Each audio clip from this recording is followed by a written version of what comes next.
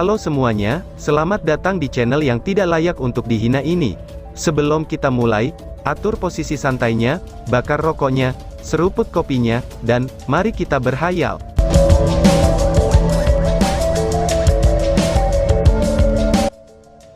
Kita lanjut ke alur ceritanya. Awalnya, Lin Xin baru saja diberitahu oleh tetua Fei, tepat setelah Long Haoshen dipanggil oleh kepala kuil mage, Li Zhengzi. Mendengar berita tentang teman dari timnya serta Golden Foundation Knight, dia langsung menebaknya. Tidak ada yang memiliki kepercayaan yang lebih baik pada kekuatan Long Haoshen selain Lin Xin. Dia hampir yakin bahwa Haoshen adalah Golden Foundation Knight. Segera, dia menjemput Li Xin dalam kegembiraan dan bergegas secepat mungkin. Di koridor, ia berlari ke Chai Er dan Han Yu yang sedang menunggu kembalinya Long Haoshen. Li Xin mendengar tentang kehilangan ingatan Chai Er jauh sebelumnya. Dipenuhi dengan perasaan kelembutan, pandangannya kabur dengan air mata saat dia memeluknya. Lin Xin dan Han Yu saling memegang tangan kanan satu sama lain dengan tegas. Setelah 2 tahun berlalu, mereka sangat senang karena dapat menyatukan kembali kelompok mereka, sehingga mereka kehilangan kata-kata. Sebelum mereka punya waktu untuk memulai percakapan, Long Haoshen sudah kembali. Lin Xin melepaskan tangan Han Yu, dan berteriak keras, "Bos!" Dan dengan cepat dia memberi Long Haoshen pelukan besar. Semua orang penuh kegembiraan, dan hampir tidak bisa mengendalikan diri. Meskipun Long Haoshen dibalut dengan Golden Foundation Armor, suaranya tidak berubah. "Haoshen!" teriak Lin Xin. Li Xin melepaskan Chai Er dan melangkah maju dengan ekspresi kejutan yang menyenangkan. Meskipun sifatnya kuat, dia benar-benar meneteskan air mata. Melepaskan pelukannya dengan Lin Xin, Long Haoshen dengan erat memeluk Li Xin. Emosi yang melonjak, itu membuat Long Haoshen terdiam saat dia tersedak dengan emosi. Setelah beberapa saat, emosi semua orang kembali ke ketenangan, dan Long Haoshen menyatakan, "Mari kita bicara setelah kita masuk ke dalam ruangan," ucap Long Haoshen. Mereka berlima memasuki kamar Long Haoshen bersama-sama. Setelah menutup kamarnya dengan baik, Long Haoshen melepas Golden Foundation Armor padanya dengan terburu-buru. Di depan saudara perempuan dan saudara laki-lakinya, bagaimana mungkin dia bisa tetap terasingkan di balik lapisan logam ini? Pada saat ini, dia bisa mengamati Li Xin dan Lin Xin dengan penuh perhatian. Dibandingkan dengan waktu sebelum perpisahan mereka, Li Xin tampak jauh lebih dewasa, dan tubuhnya lebih berapi-api dan seksi. Rambut merah jambu disisir ke belakang kepalanya, dan matanya menunjukkan fokus yang besar. Kultivasinya jelas telah mengalami kemajuan pesat. Dibandingkan dengan Li Xin, perubahan Lin Xin bahkan lebih besar. Sebelum perpisahan mereka, Lin Xin selalu mengeluarkan perasaan sembrono. Tetapi pada saat ini, perubahan dalam penampilannya tidak besar, tetapi terasa jelas bahwa ia telah menjadi jauh lebih tegas.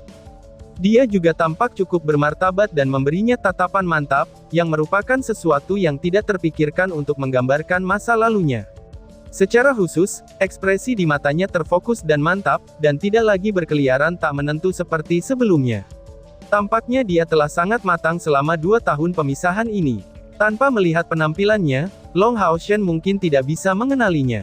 Bahkan tanpa bertanya, Long Haoshen bisa membayangkan bahwa Lin Xin telah mengalami banyak hal selama 2 tahun terakhir. "Lin Xin, sepertinya 2 tahun ini terasa sulit bagimu," Long Haoshen menyatakan dengan tulus. Kata-kata ini tidak diungkapkan secara membabi buta. Orang yang paling berkontribusi untuk kelas komandan ke-64 Demon Hunter Squad selama 2 tahun ini adalah Lin Xin. Pil yang dia buat memberi dorongan besar bagi energi spiritual eksternal semua orang, dan dia juga memasok banyak pil untuk kelangsungan hidup semua orang. Dan kapten mereka, Long Haoshen, itu tidak melakukan hal seperti itu, ia hanya berada di dalam kultivasi terpencilnya selama ini. Mendengar Long Haoshen berbicara begitu, ekspresi Lin Xin berubah.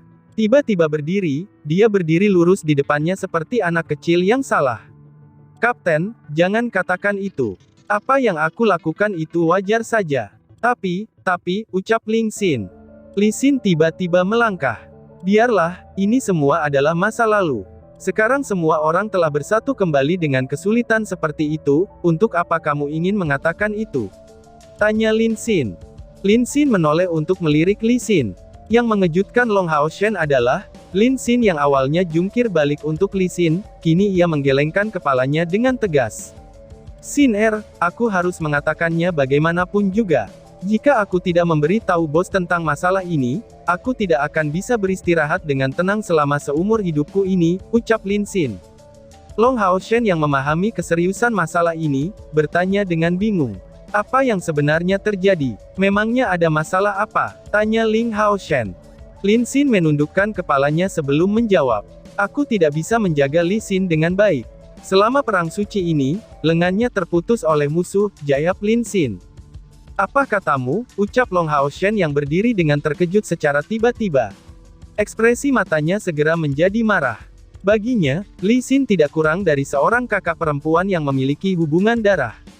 Kembali di kota Haoyue, perhatian Li Xin yang sangat cermat memberinya dukungan moral yang tidak kalah dengan orang tuanya. Tidak mungkin keterikatan Long Haoshen dengan Li Xin bisa melemah. Li Xin buru-buru berdiri. Ini semua terjadi di masa lalu, bukankah lengan ini baru saja terhubung kembali? Demi aku, Lin Xin telah menderita lebih dari 1 tahun. Haoshen, jangan salahkan dia, ini sama sekali bukan salahnya. Sambil mengatakan itu, dia mengambil inisiatif untuk bergabung dengan sisi Lin Xin dan memegang lengan kanannya, lalu bersandar padanya dengan penuh kehangatan. Melihat mereka, Long Haoshen segera mencapai kesepahaman. Lin Xin memiliki tampilan yang bersalah dengan kedua matanya memerah, sementara Li Xin memiliki tampilan yang hangat dan bahagia. Itu sudah jelas, perasaan mereka terhadap satu sama lain ini telah membuat lompatan secara kualitatif. Lin Xin, katakan saja padaku apa yang terjadi dengan sangat rinci. Aku juga telah mendengar, bahwa kamu sekarang adalah kapten dari pasukan penyihir nomor 1 di Kuil Mage, tanya Long Haoshen. Tepat ketika Lin Xin ingin mulai berbicara, Li Xin bergegas menjadi yang pertama. Biarkan aku yang ceritakan semuanya.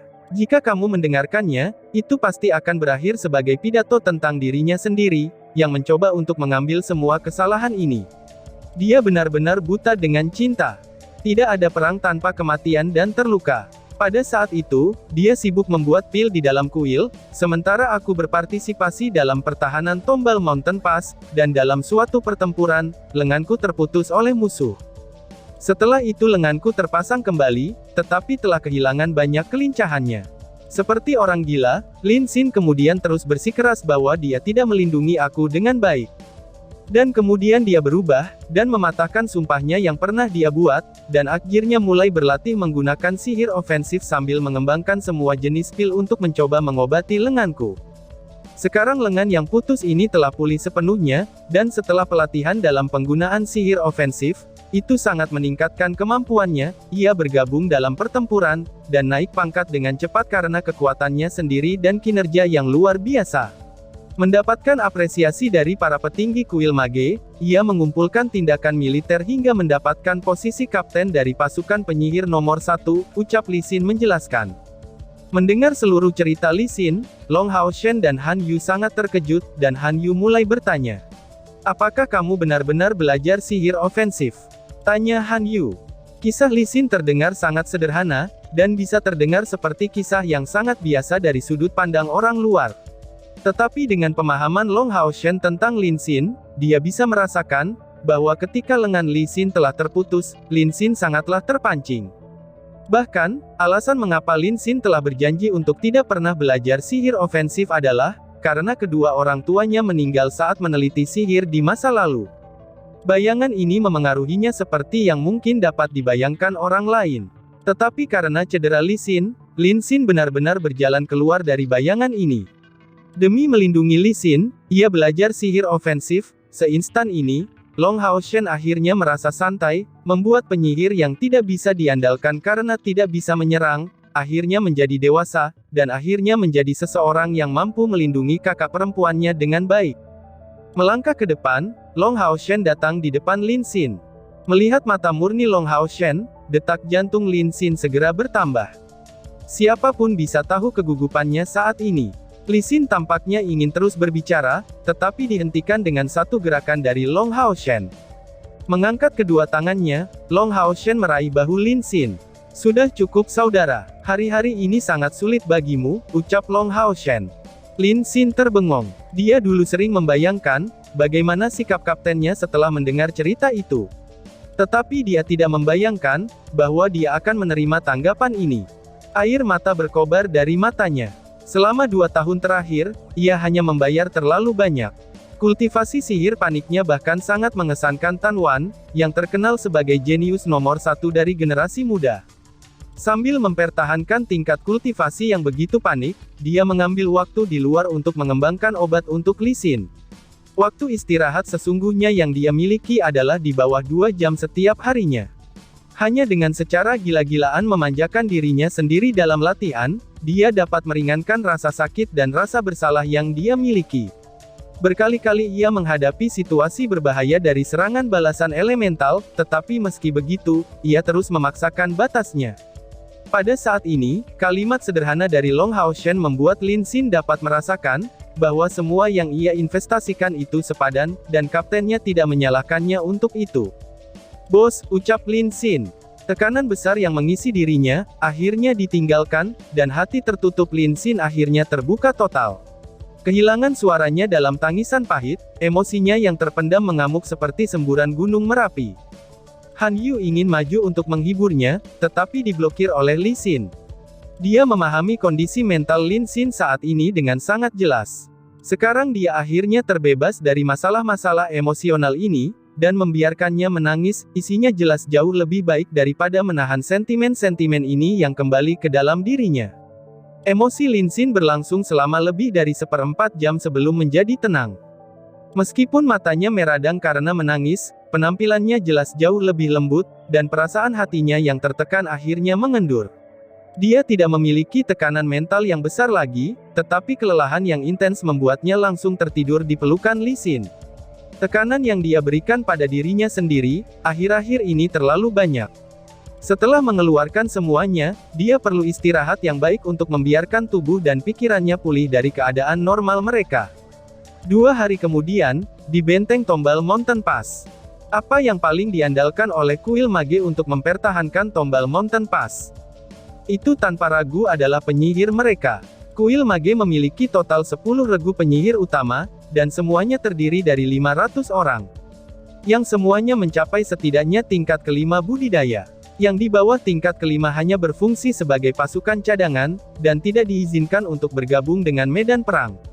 Ini adalah tindakan perlindungan yang dipilih kuil mage demi mempertahankan para penyihir dari kultivasi yang lebih rendah. Bagaimanapun juga, membina seorang penyihir bukanlah hal yang mudah, dan mungkin Li Zengzi serta yang lain bisa muncul di antara para penyihir yang berpangkat rendah pada saat ini. Selain dari 10 regu penyihir utama, mereka memiliki beberapa regu penyihir yang bahkan lebih kuat, yang terdiri dari pusat kekuatan besar. Semua regu penyihir utama berspesialisasi hanya dalam satu elemen, karena ini adalah satu-satunya cara untuk menghindari munculnya bentrokan elementer di medan perang. Itu bukan karena menjadi yang terkuat di tim, yang Lin Xin berhasil membedakan dirinya sebagai kapten, tetapi karena pasukan penyihir nomor 1, yang dikenal sebagai Korps Pengapian, itu hanya terdiri dari pengontrol sihir. "Bos, ini adalah saudara-saudaraku," ucap Lin Xin sambil menunjuk ke 500 penyihir, yang semuanya mengenakan gaun merah menyala saat dia berbicara. Setelah melalui istirahat 2 hari, tubuh Lin Xin hampir normal. Setelah melepaskan beban mentalnya dan melepaskan perasaannya yang terpendam, kekuatan mentalnya tampaknya telah meningkat. Sebagai kapten dari pasukan penyihir nomor 1, dia jelas tidak bisa beristirahat terlalu lama. Setelah memulihkan semangatnya, dia segera kembali ke jabatannya. Selain panggilan Li Zengzi sejak hari itu, Long Hao Shen tidak menerima pesanan atau permintaan apapun dari kuil mage. Dengan kata lain, dia dalam keadaan kebebasan total. Setidaknya untuk saat ini, Lin Xin masih menjadi kapten dari pasukan penyihir nomor 1. Dengan undangannya yang penuh dengan kebaikan, kelompok 3 Long Hao Shen ditemani oleh Li Xin yang tiba di benteng. Dengan status Lin Xin di pas Gunung Tombal, itu membuat bukti identitas bagi mereka tidak bisa lebih mudah. Orang-orang yang menjaga bagian depan benteng semuanya adalah prajurit yang tinggi dan kuat, yang mengenakan baju besi yang berat. Prajurit-prajurit ini hampir semuanya merupakan cadangan yang dikirim oleh kuil prajurit, dan di belakang mereka adalah para penyihir. Jumlah penyihir di benteng itu cukup untuk mengejutkan siapapun. Sejauh mata memandang, Long Haoshen melihat lebih dari 2.000 penyihir di tembok kota. Dan lebih jauh lagi, penyihir dari elemen yang berbeda semuanya ditugaskan ke regu penyihir yang berbeda, dan mengenakan gaun warna yang berbeda untuk menunjukkan bukti tugas mereka. Saat melihat ke kejauhan, 8 pilar Dewa Iblis bisa terlihat berdiri lurus di antara barak iblis. 7 dari mereka membentuk cincin di sekitar pusat dengan sangat besar. Cahaya hitam keunguan yang lebat terus-menerus naik di atas pilar Dewa Iblis ini, dan orang bisa dengan samar melihat wajah yang ganas muncul di tengah-tengah cahaya hitam keunguan.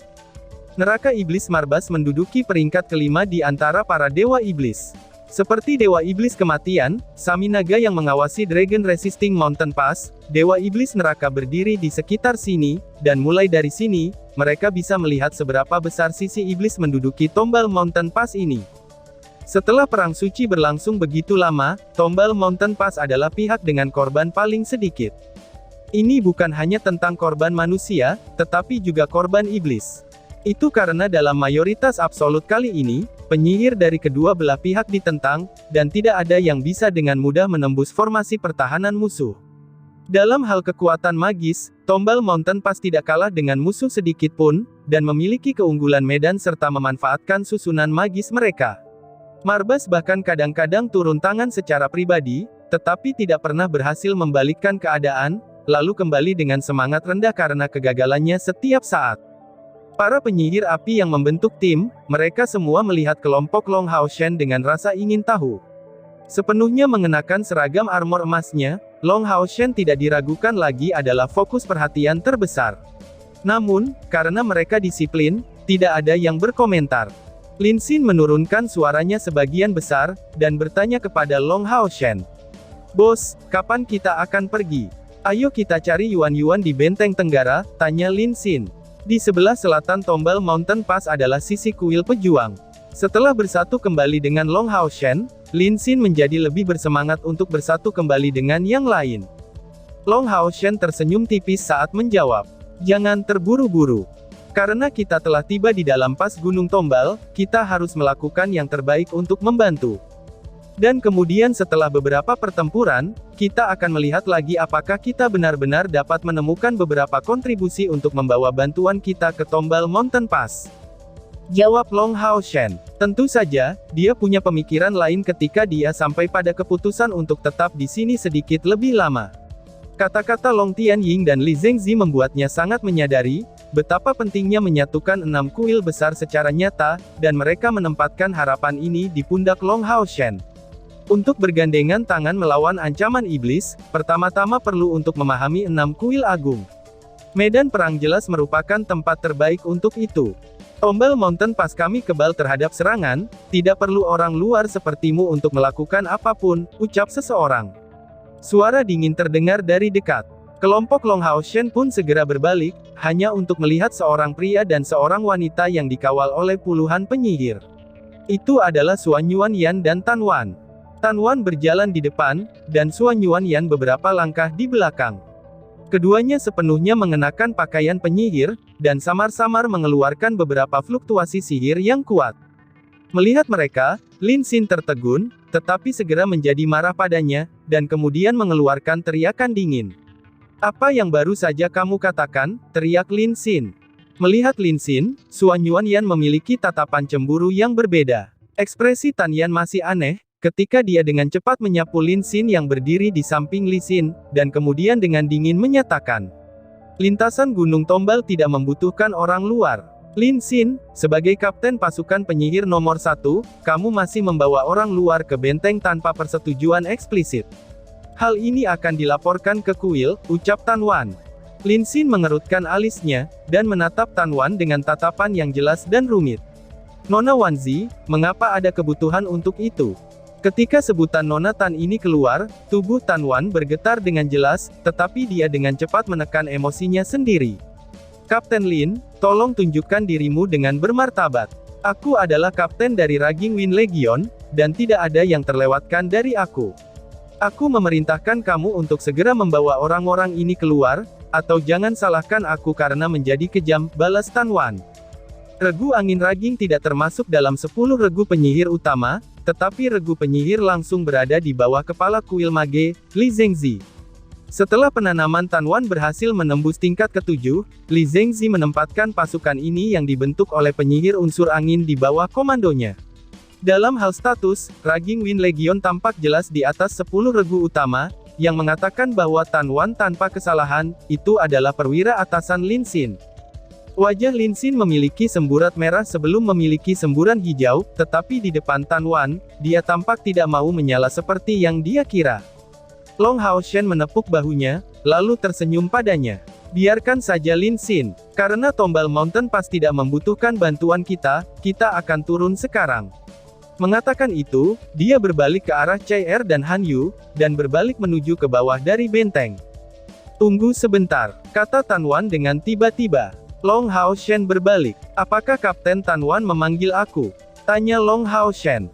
Tanwan mengangguk, wajahnya menjadi sangat tajam. Sebelum Sein ke Nighthead sementara kembali ke Tombal Mountain Pass, apakah mungkin aku dapat meminta bimbingan kamu, untuk membandingkan kekuatan kamu denganku? Tanya Tanwan. Aku yang akan membandingkan kekuatanmu, balas Chai Er. Tanpa menunggu Long Hao Shen mulai berbicara, Chai Er sudah tidak dapat menanggungnya lagi. Ledakan tirani dari niat membunuh menyapu keluar darinya. Long Hao Shen bisa terus bertahan, tetapi dia tidak bisa. Jika seseorang tetap sombong, Chai Er pasti marah cepat atau lambat. Di depan niat membunuh yang dikeluarkan oleh Chai Er, ekspresi di wajah kerumunan penyihir segera berubah.